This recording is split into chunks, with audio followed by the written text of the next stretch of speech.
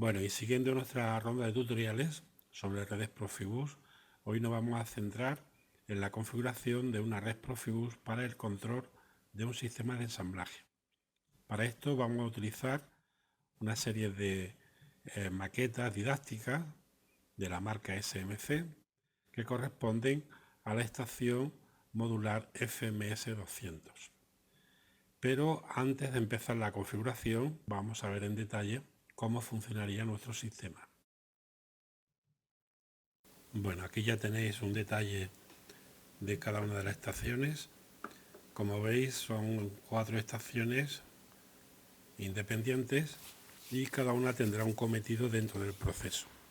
La primera de ellas se va a encargar de alimentar piezas en la FMS 201 y esta lo que hace es realizar el proceso de alimentación de la pieza a la base de soporte que se va a trasladar entre las diferentes estaciones. Como veis, la pieza dispone de 4 orificios, uno central mayor y 4 más pequeños, en los que posteriormente en las siguientes estaciones se le va a incluir unos tornillos y una pieza de rodamiento. La segunda estación es la que nos va a suministrar los rodamientos para insertar en la pieza, y esta estación, bueno, pues tiene la característica de que nos va a suministrar rodamientos con diferente grosor, de tal manera que habrá que discriminar, habrá que medir, por tanto, el grosor de cada uno de los rodamientos para decidir si incluimos o no el rodamiento en la pieza. Para esto necesitaremos un medidor analógico acoplado al autómata que controle la estación. La tercera estación se va a encargar de la inserción de los tornillos y, bueno, para esto la pieza tendrá que girar al menos 4 veces para que el sistema pueda ubicar cada uno de los tornillos en la pieza. Ten en cuenta que la pieza es cuadrada y por tanto habrá que girarla, ¿no?, para insertar cada uno de los tornillos. Esto concretamente se hará en la propia cinta de transferencia, donde tendremos que tener dispuesto un sistema hidráulico que nos haga girar la pieza en cada momento. Bueno, y una vez finalizado el proceso, en la última estación, lo que vamos a hacer es el almacenaje de la pieza ya procesada. Para esto se utilizan unos brazos deslizantes en los ejes X y Y, controlados por unos servomotores, de tal manera que podamos colocar hasta un total de 24 piezas. Ahí tenéis ya la estación completamente ensamblada y estas son las piezas que se van a utilizar para el ensamblaje del proceso. Tenemos la pieza base, que es esta, con los 4 orificios. El central es donde se van a poner los rodamientos y lo más pequeño es donde se van a insertar los tornillos. Como veis, las 4 estaciones están interconectadas unas con otras a través de una cinta de transferencia por la cual irá pasando esta base negra sobre la cual está puesta la pieza a procesar,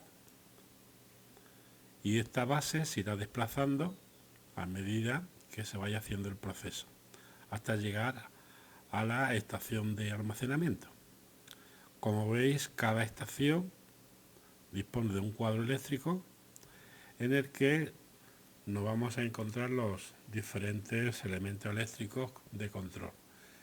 En concreto, cada una de ellas dispone de un autómata que puede ser de diferente marca, pero nosotros vamos a trabajar con la serie S7300 de Siemens. También podríamos trabajar con la serie S7200 o la serie S7500, que tanto unas como otras pueden trabajar tanto en Profibus como en Profinet. Es decir, este mismo sistema se puede controlar bien por Profibus o bien también por Profinet. Ahí tenéis detalle de lo que sería la cinta de transporte. Esta pieza o base negra, que es la que va a trasladar la pieza metálica, va desplazándose por la cinta que tiene previsto unos topes, que aquí no se ven muy bien, pero bueno, estos serían los topes que hacen posible que la base se pare una vez que alcanza la estación. De tal manera que una vez que la pieza está procesada, se desplaza hacia la siguiente estación y así sucesivamente. Ahí tenéis las piezas que podemos utilizar para todo el proceso. Nosotros, no obstante, hay piezas que no vamos a colocar, puesto que nuestro sistema dispone de solo 4 estaciones.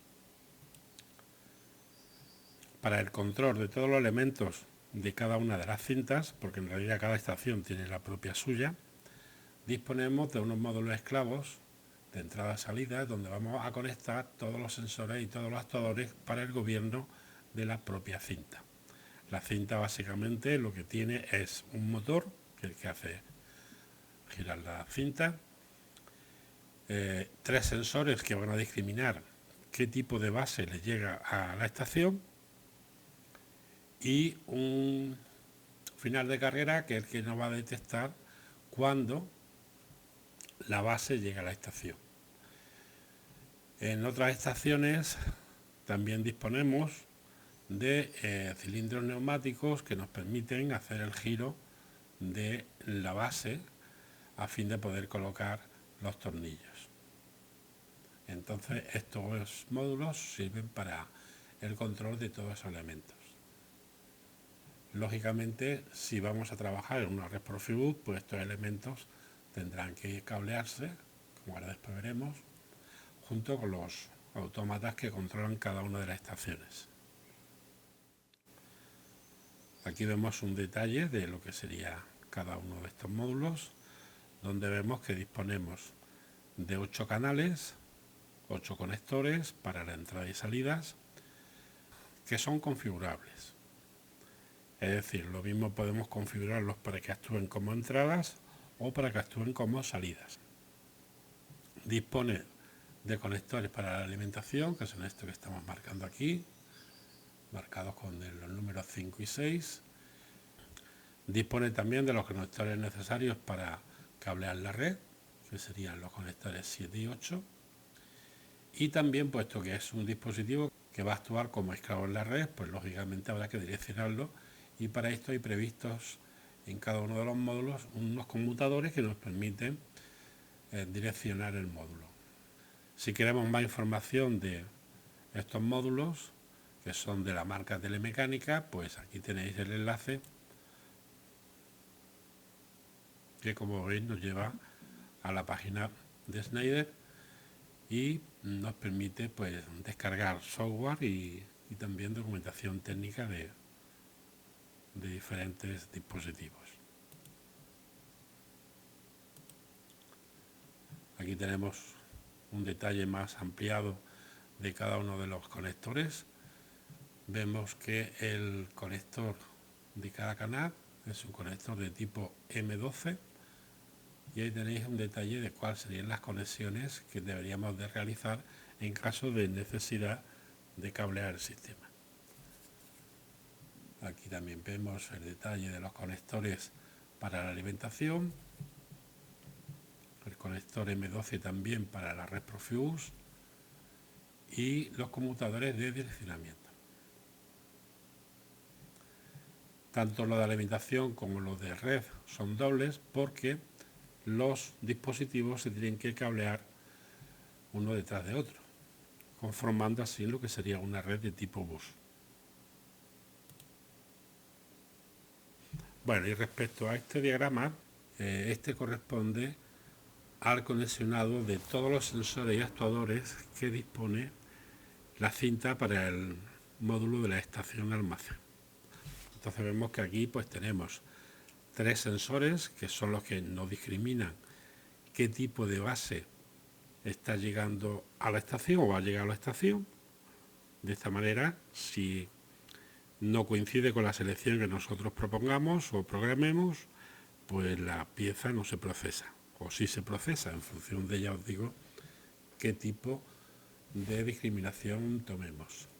También tiene un final de carrera, que sería este.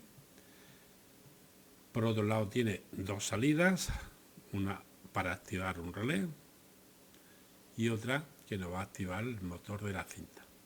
Entonces es importante tener en cuenta el conexionado de los sensores y de los actuadores que ya trae realizados cada estación, porque en función del conexionado así tendremos que configurar los canales del módulo esclavo. Y no solamente esto, sino también tendremos que adaptarnos a la dirección asignada por defecto en cada estación. En este caso veis que la dirección que se le ha puesto para este módulo de la estación almacén es la 20. Bueno, esto sería el cableado que hay que realizar. Cada estación va a disponer de su propia CPU. Nosotros vamos a utilizar para este ejemplo 4 CPU de la serie S7300 y 4 esclavos, uno para cada cinta de cada estación. El cableado, como veis, va conformando lo que sería una red de tipo bus. Bueno, en cuanto a las configuraciones que podemos realizar en nuestro sistema de red, pues vamos a ver algunas posibles, ¿no? En esta primera vemos cómo vamos a configurar la CPU número 1, que corresponde a la estación de suministro de piezas, como maestro. No necesariamente tiene por qué ser la primera CPU la que actúe como maestro. Podríamos configurar cualquiera de ellas como maestro en la red. No obstante, nosotros hemos elegido la primera por poner un ejemplo, ¿no? Bueno, como veis, esta CPU debe de comunicarse con el resto de la CPU, puesto que en todo momento el maestro debe de conocer en qué situación se encuentra el procesamiento del sistema, ¿no? Y debe de conocer también en qué posición se encuentra la pieza, si está en la estación 2, en la estación 3 o en cualquiera de ellas, ¿no? Para esto también es lógico que sean los esclavos los que den información al respecto, ¿no? Y en este sistema, como veis, pues estos esclavos pertenecen como tales a las diferentes CPU de cada una de las estaciones. Esto implica que en la configuración, por ejemplo, la CPU 2, que es esclava del maestro número 1, pues también al mismo tiempo actúe como maestro para el esclavo de la cinta número 2. Lo mismo para la 3 y para la 4. Claro, esto en principio supone un problema, y es que la configuración que debemos de realizar entonces en este 7 o en TIA Porta pues va a ser un poquito más compleja, ¿no? Bueno, así pues, este sistema no creo que sería el más recomendable a seguir para nuestro proyecto, ¿no? Vamos a ver otra configuración, que es concretamente la que nosotros vamos a utilizar, que es esta, donde vemos que la configuración de la CPU sigue siendo la misma, es decir, la CPU 1 sigue actuando como maestro de las diferentes CPU de cada una de las estaciones. La comunicación entre ellas, lógicamente, debe de realizarse, pero ahora, sin embargo, los esclavos de cada una de las cintas no se van a comunicar con cada una de las CPU directamente, sino que lo van a hacer directamente con el maestro. De esta manera es el maestro el que supervisa todo el proceso y es el que da las órdenes oportunas a cada uno de los elementos que conforman la red. Bueno, este sistema es mucho más fácil de programar, de configurar, y por eso vamos a elegir este sistema y no el anterior.